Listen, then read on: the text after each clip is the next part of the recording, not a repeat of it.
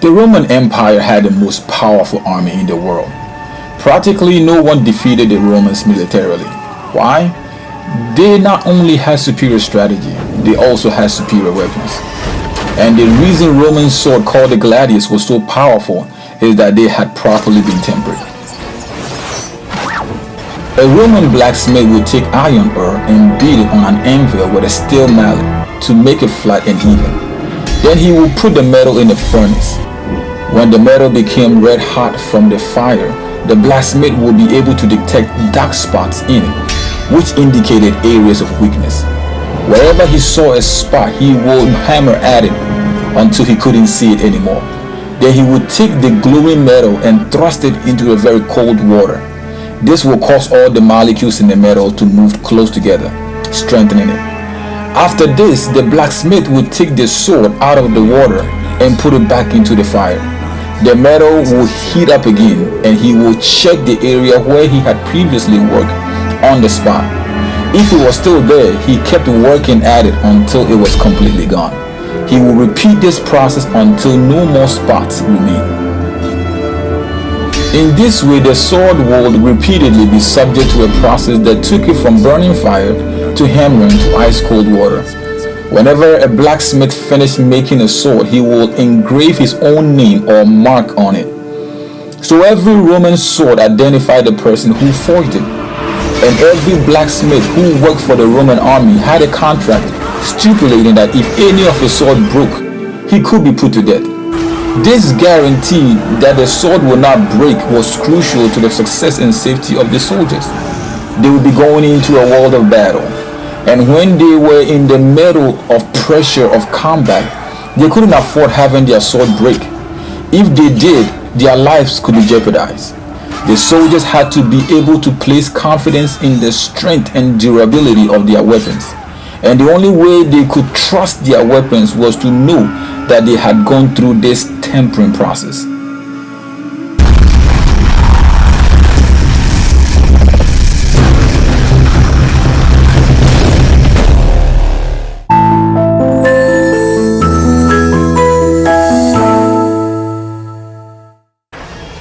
What is the recipe for greatness? How do you define it? By what yardstick can be used to determine what makes a person great? What is the common denominator or trait seen throughout history that identify greatness in men? By what key can the secret of great destinies be unlocked?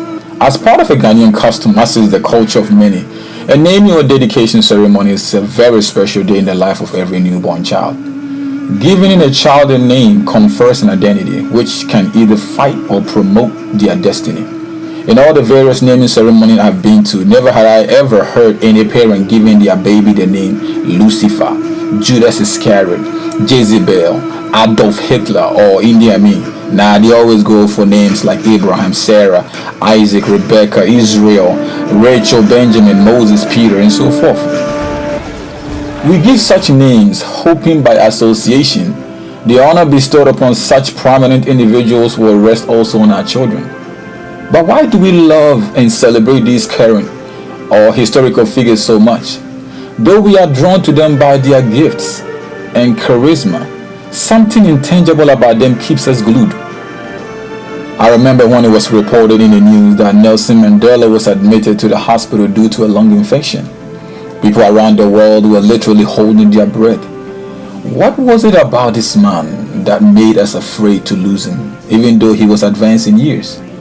Mr. Mandela was one of the last remaining bastion of true leadership, a man who stands as the definition of character. For his conviction of human dignity and equality among the races, we wished he would live forever. Such sentiment could also be attributed to people like Martin Luther King Jr., Princess Diana, Mother Teresa, and many others. The secret to our affection was not only because they were gifted, but more so candidates of character, worthy of emulation. Here lies the secret to greatness, the key to unlock the destiny of the soul.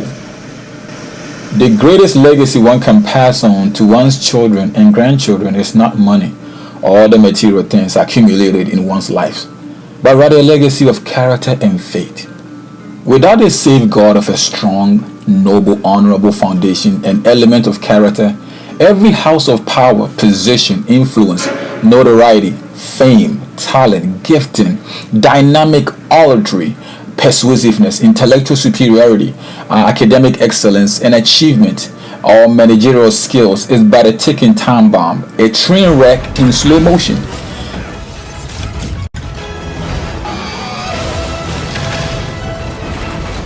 Character is the most potent force a person can cultivate in life because it protects the legacy of your destiny against self-annihilation.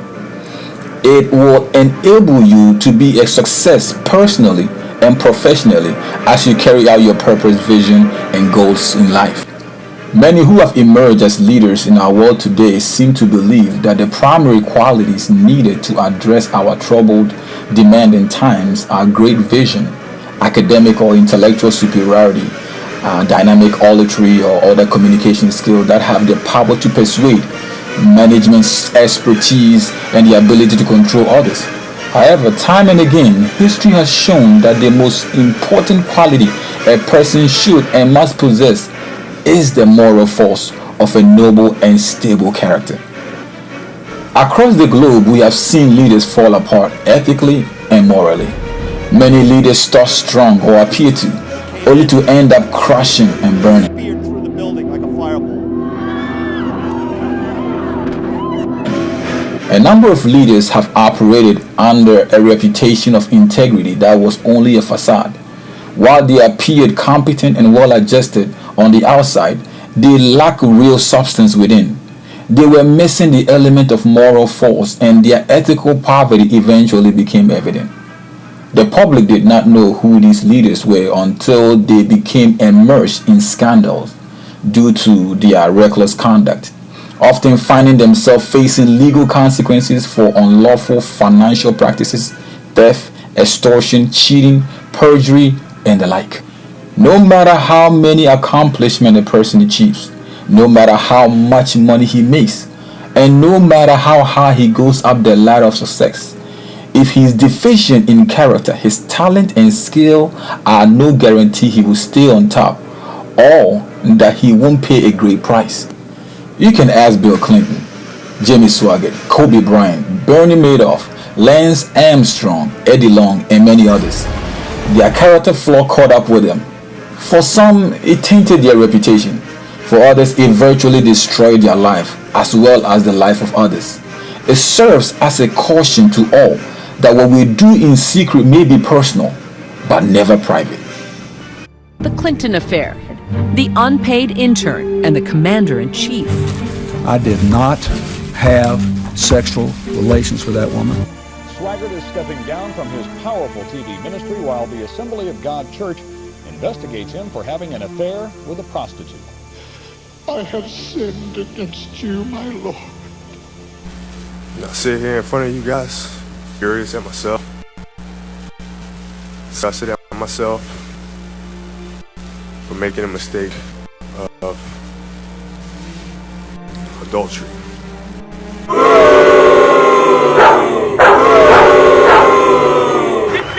A blunt assessment from Lance Armstrong, the cycling champion and cancer survivor, vilified for lying to investigators, the media, and fans for years about his use of performance-enhancing drugs.